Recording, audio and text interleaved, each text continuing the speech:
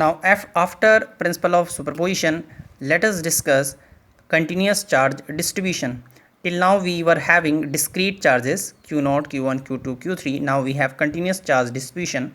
So suppose we have a wire on which plus Q charge is uniformly distributed. Suppose the length of the wire is small l, then linear charge density, which is denoted by lambda, it is the ratio of total charge on the wire and the total length of the wire. So this ratio, total charge upon total length, it is denoted by lambda and is called linear charge density. Obviously the unit of lambda will be coulomb per meter. Similarly, suppose we have a surface on which plus Q charge is uniformly distributed and the surface area of the surface is suppose S, then the surface charge density, which we denote by sigma, it will be the total charge upon the total surface area.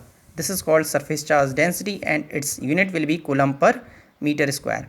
Similarly, we have an object whose volume is V, and in that object plus Q charge is uniformly distributed throughout the material. Suppose the volume of the object is V, then the volume charge density, it will be the total charge upon total volume and it is denoted by symbol rho. The unit of rho, it will be coulomb per meter cube. Now let us try to solve some numericals. One numerical is here. Two equal positive charges, each of 2 microcoulomb, interact with a third positive charge of 3 microcoulomb situated as shown in this figure. Calculate the magnitude and direction of the force on 3 microcoulomb charge. So we have 2 microcoulomb charge at A, 2 microcoulomb charge at B. The distance between A and B is 6 meter. O is the midpoint. So OA, it will be 3 meter and OB, it will be 3 meter. We have another charge at P, which is 3 microcoulomb.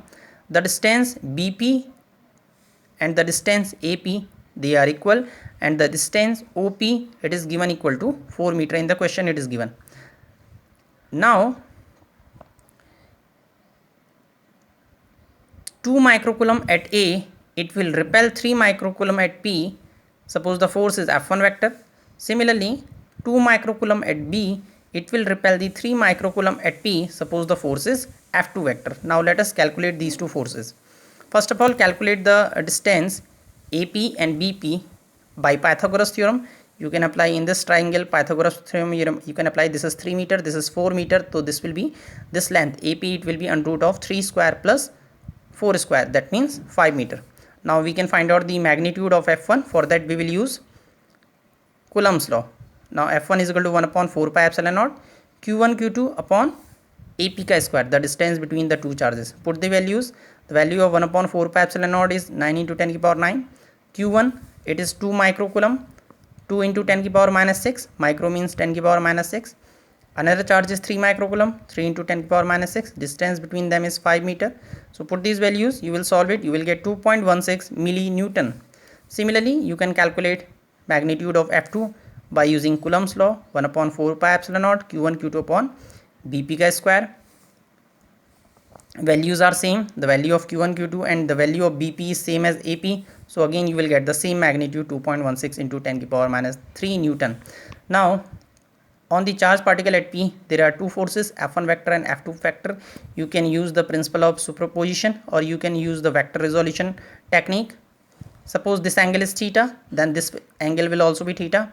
Angle OPB, it will also be theta because both these triangles are similar. Now if this is theta, then this will also be theta, and if this is theta, this will also be theta because they are vertically opposite angles. Now resolve these vectors. Resolve F1 vector and F2 vector or a horizontal direction. You will get F1 cos theta and F2 cos theta. Resolve these two vectors along the vertical direction.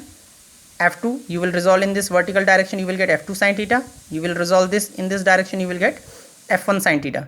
These two, they will cancel out because F1 and F2, they are equal in magnitude. These two forces will cancel out. These two forces will simply add.